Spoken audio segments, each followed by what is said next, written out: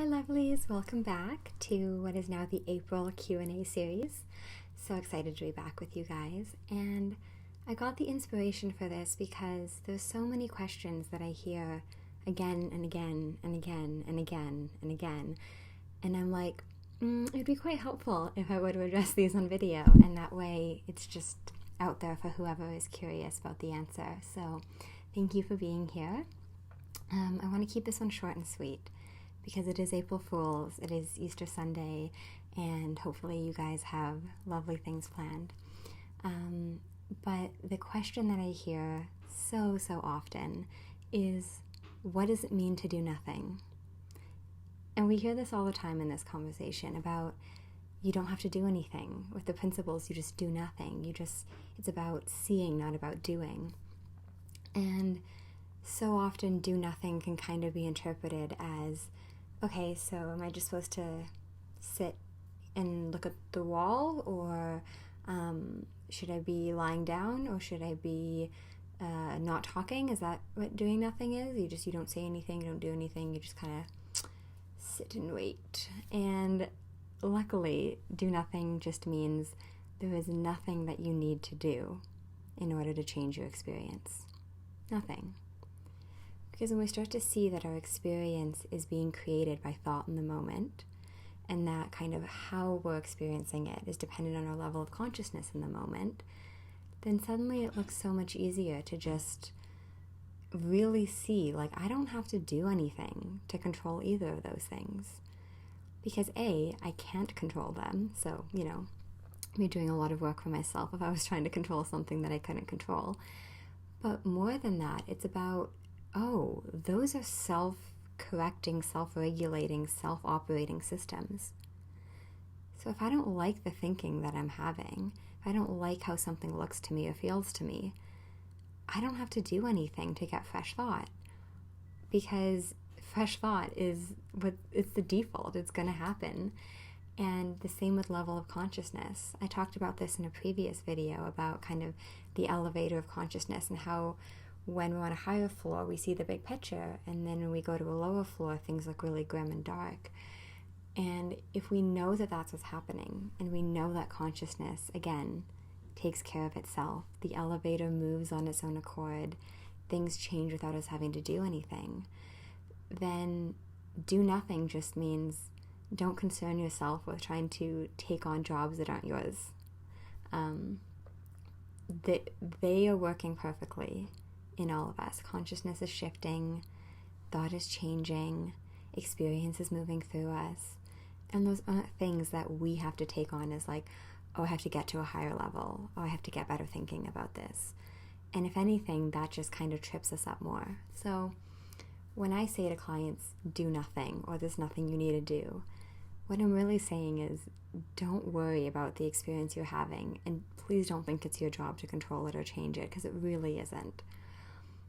And then the second part of that is that because it's going to change by itself, because it's literally, off your to-do list, off your plate, not something you have to worry about, you can just do whatever you want to do in the meantime. Like if you're really kind of in a low mood and you're like, okay, well, I get what you're saying that it will pass if I don't do anything, so I'm not, going to go searching for things to fix the low mood, but then what do I do? And it's like, well, you can do anything that you want to do. Like if you want to watch a movie, watch a movie. If you want to do yoga, do yoga. If you want to go on a walk, go on a walk. If you want to call a friend, call a friend. If you want to, spend 3 hours looking at memes, spend 3 hours looking at memes. Like, do whatever you want to do. Because kind of the flip side of there not being anything that you have to do or that you need to do or that you should do to feel better is that you can do anything you want while you're waiting for the system to self-correct. So oftentimes, like, I love doing yoga now and I have a daily yoga practice. But if I get caught in the illusion that, when I do yoga I feel better, then I'm going to start thinking next time I'm feeling bad, I should go do yoga. That'll make me feel better. No. Because if ever I'm feeling better during yoga, it's a coincidence that while I happened to be doing that activity, my mind cleared, or I got fresh thinking, or I got to a higher level of consciousness and saw a situation differently. Those things are correlated and not causated, if that makes sense. So if I start to think, okay, well, yoga is what's making me feel better, then I'll develop this unhealthy relationship with using that for coping or using that for changing my feeling state, or all these things that it can't do. But because I look at it as, I just really like doing yoga every day, so I'll just do it whatever time of day works for me to do it, then it doesn't matter if I start feeling better when I'm doing yoga, or start feeling better when I'm writing a newsletter, or start feeling better when I'm cooking dinner, or whatever I'm doing. And it also means that I'm not putting the burden of an enjoyable activity on, well, this has to make me feel better, like this has to do something for me, because it doesn't. I can just do it for the sheer simple enjoyment.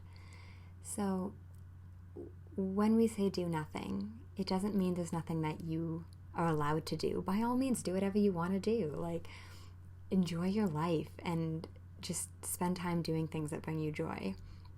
But I just would caution you into falling into the trap that we tend to do stuff that bring us joy and then think, well, it's because I did that thing, that's why I felt better. And it's like, well, no, you felt better because you got different thinking and you saw things differently and you had kind of an internal shift of what's going on in here.